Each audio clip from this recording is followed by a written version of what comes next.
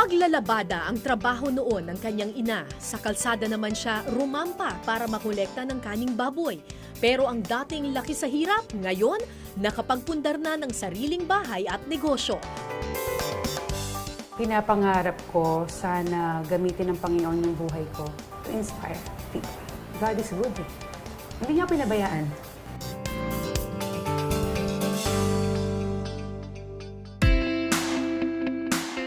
Kung saan siya mismo lumaki, matatagpuan ang dalawang palapag na bahay ni Daisy Reyes. May lawak na 700 square meters ang kanyang bahay, Mediterranean ang tema nito na si Daisy mismo ang nagdisenyo. Kapansin-pansin ang golf accessories na ito na agad bubungad sa bahay ng beauty queen. Para ready agad, bitbitin pagka maglalaro ako ng golf. Golfer ka ba talaga? Yes. Paano ka naman napasok sa golf? Hilig ko talaga ang sports talaga. Hilig mo talaga ang Oo. sports. Yes. Nagko-compete ka na sa golf? Yes. Wow! Pero hanggang ngayon ba, active ka pa rin sa golf? Yes. Nananalo naman. Wow! Congratulations! Usually kasi kapag beauty queen ang sinasabi nila, ay, lagi kailangan... Lamya lang. Oo, malamya. Pero ikaw, sporty ka eh. Tapos, sa center ng bahay mo, merong piano. Piano. Sino nagpa-piano?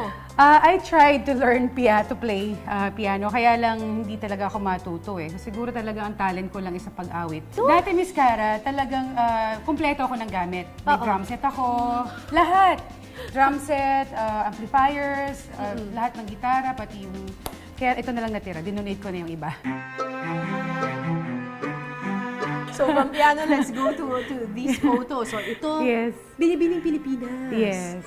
With Miss Cara Subihano. Cara Subihano, right. Tapos, ito, bakit parang nakabalabal ka dito? Nag-attend ako niyan ng Saudi National Day sa Shangri-La. So, nakaabaya. Nakaabaya ka. And this was Bagay daw your... sa akin, mukha daw akong Ang Virgin ganda Mary. mo.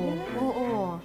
And this one is Ay, your that's my little daughter. princess. Yes. Oo, anong pangalan ng anak mo? Gabriel Loren. Tapos, this And must that, be your mother. Yes, nanay ko, tsaka tatay ko. Ako kumuha niyang picture na yan. 10 years silang hindi nagkita. Tapos, sabi ko, po kayo dito sa piano yan. So, yan, ang ganda, di ba? Kaila sa marami ang buhay ni Daisy noon malayo sa pagiging glamorosa.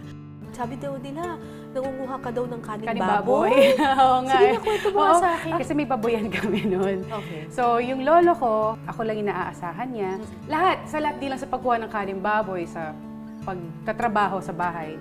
Yun. Pagpapaanak ng baboy, lahat. Ganun. Marunong ka magpaanak ng baboy. Oo. Hiwalay ang mga magulang ni Daisy kaya ang kanyang lolo na ang tumayong ama nito. Sa murang edad, naging katuwang si Daisy ng kanyang ina sa paglalaba. Sabi daw minsan, pag naglalaba yung, ikaw rin daw yung Oo, ako yung taga-bomba ng poso. Alam niyo yung mga taga-pateros kung saan naglalaba yung nanay ko dati. No, at 12 years old, nag-work na ako. Anong trabaho mo? Pumupunta kami sa mga fiesta, Ricradam show, ang tawag doon. So, kumakanta ako noon. I was being paid 400 pesos. How was it like living na hindi mayaman? Yung laki sa hirap? Pag may baon akong piso, masaya na ako. Ganon. Although, syempre, yung nanay ko kasi nagtatrabaho from 6 o'clock in the morning hanggang gabi yun. So, ako yung nagpa-plancha lahat, ako yung naghahanda. Minsan, di pa ako kumakain, papasok ako sa school. Daig pa man ni Daisy ang kanyang mga kaklasing lalaki kung siya'y umasta, bata pa lang kapansin-pansin at angat na sa iba ang kanyang ganda. Pero nung bata ka, inisip mo na ba na magiging artista ka or beauty queen? Hilig ko na rin kasi dahil syempre nung bata ako, matangkad na ako noon, Oo. malaking bulas na ako. Tapos lagi nila akong tinutokso na, ay, beauty queen, ganyan. So ako naman, kahit may pagkatomboy ako nung bata ako, talagang nasa harap ako ng salamin. Diba? Kunwari, cover ako ng isang magazine. Oo. Ayun, alam mo, ito nakakatawa nga kasi ang ginamit ko talagang, alala ko pa noon, pangkilay. Oo. Expert ako sa kilay. Mongol. Yung pencil! Pencil! Oo. Yun ang pinasulat mo? Oo. Miss Daisy Reyes, number 29. Ang dalagang dati naglalakad lang para mangolekta ng kaning baboy, rumarampa na bilang isang beauty queen.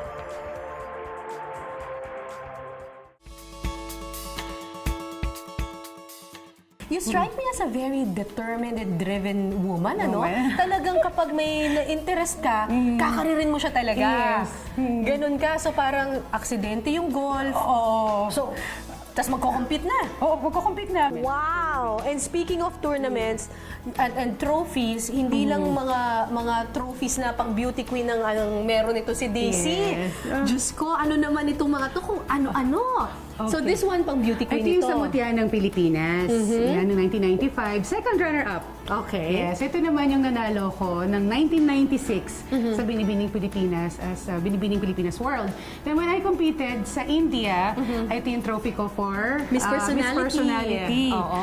What is it about competition that really drives you? Talagang na-enjoy mo siya? Ewan ko kasi hilig ko lang talagang gawin eh. Oo.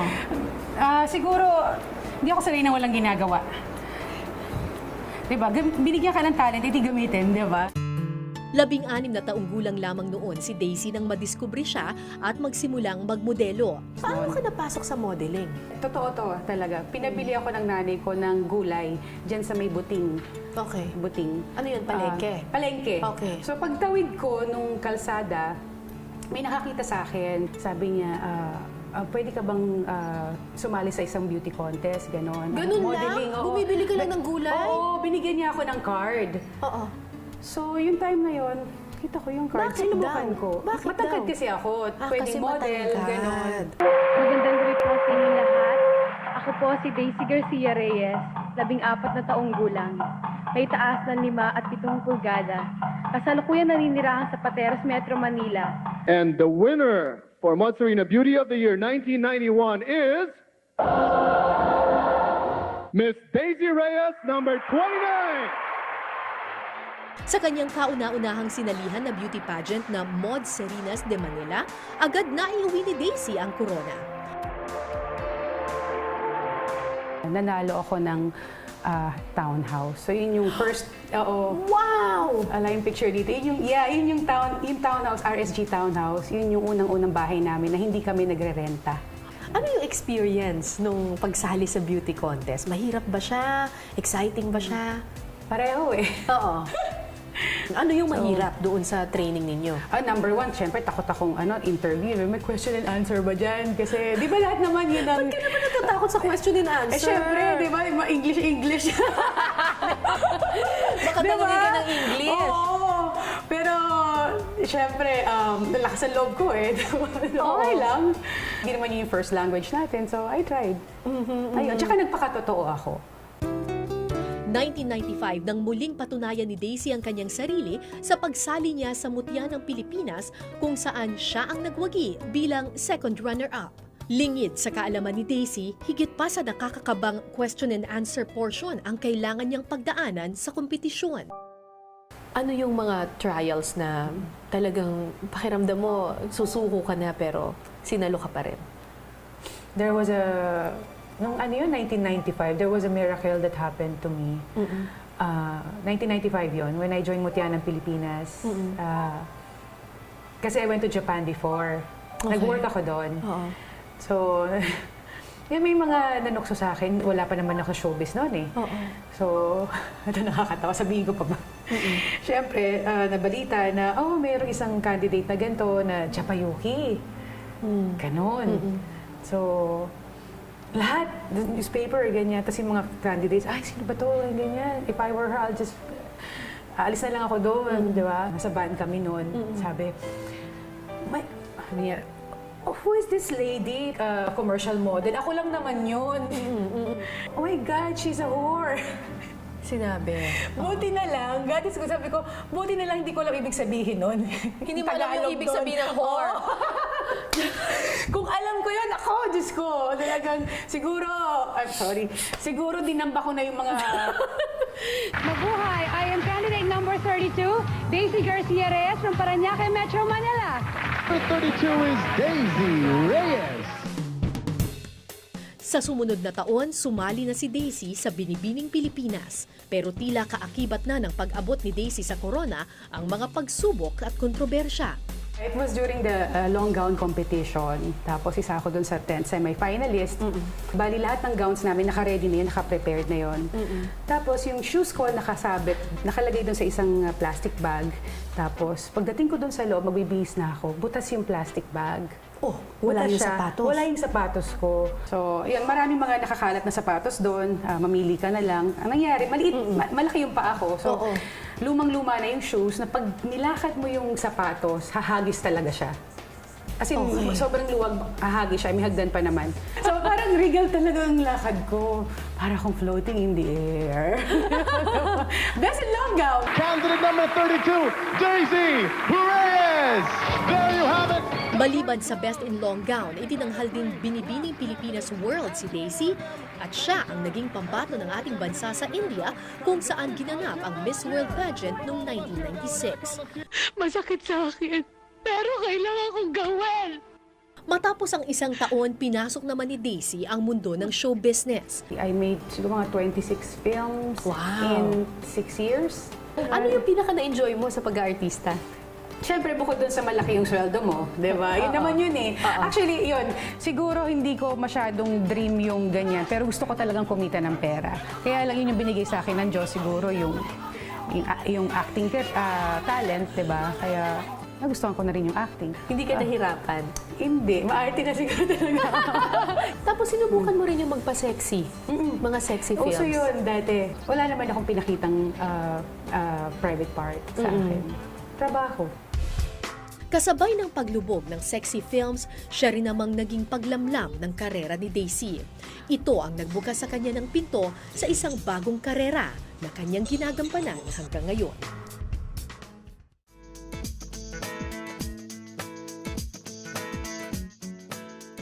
Daisy, bakit merong bahay kubo Bahay kubo. dito sa labas ng bahay mo? Yes, at least pag may bisita, dyan na lang sila. So yung mga constituents mo, dito mo minimit? Minsan, dyan, Bible study dyan. Dyan kami, mas presko ang dating. Pero ikaw talagang, inisip mo talaga na dapat may garden. Kailangan talaga may garden siya para at least mas nakaka-relax, di ba? Nung bata kami, wala kaming Bermuda grass. Kaya kailangan meron kaming ganyan. Isa sa mga pinagkakaabalahan ni Daisy ngayon ang pagiging konsehal ng Pateros mula pa noong 2010. So paano ka naman napasok dito sa politika? Nagpo-promote lang ako ng business ko sa radio station. Tapos tinanong lang nila ako. Sabi niya, Daisy, wala ka bang plano sa politika? Tapos? Yun, may nakarinig na taga-Pateros. Tapos tumawag sila doon sa radio station. So sabi niya, kung tatakbo po si Miss Daisy, susuportahan namin siya. So doon nag-umpisa. Talaga? Grabe. Tapos nung nanalo ako, parang feeling ko napakadali lang. Parang nilagay lang ng Diyos sa kamay ko yung pagiging counselor.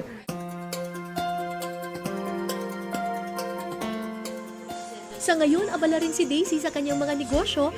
Nakapagpatayo na siya ng isang salon. Meron din siyang pagawaan ng sabon at pabango. Ang lahat daw ng ito na pagsasabay-sabay ni Daisy dahil na rin sa paniniwalang katuwang niyang may kapal sa lahat ng kanyang ginagawa. May pinapangarap ka pa ba sa buhay? Pinapangarap ko sana gamitin ng Panginoon yung buhay ko. You know, to inspire people. Gusto ko maging pure. That's my prayer. Lord, pure heart. Yun ang lagi kong pinagdarasal. Bakit Yun naging lang. emotional ka pagdating sa ganun? God is good eh. Hindi niya ako pinabayaan. Mga trials na yun, hindi niya ako pinabayaan. Kung may Diba? mensahe ka sa iba pang mga babae na nakakaranas ng yung ganyang hirap at pambabatikos dahil sa kanilang pagkatao or anuman, anong mensahe mo? You have to find your weapon. Diba? Kung ano man yung dumating sa buhay nila na pagsubok. And ako, nahanap ko yung weapon na yon sa pagpe-praise kay God. When I praise God, I know na andyan lang siya. Sa tingin mo ba mas pinaganda ka ng mga karanasan na pinagdaanan mo? Oo, syempre. Sabi nga nila, mas maganda daw ako ngayon eh. Diba? Hindi kasi, mas maganda ng karanasan. Kasi nga yun nga, diba, yung true beauty is confidence eh. And with that, maraming salamat. Stay beautiful, Daisy. Thank you. Maraming salamat. Salamat. Thanks.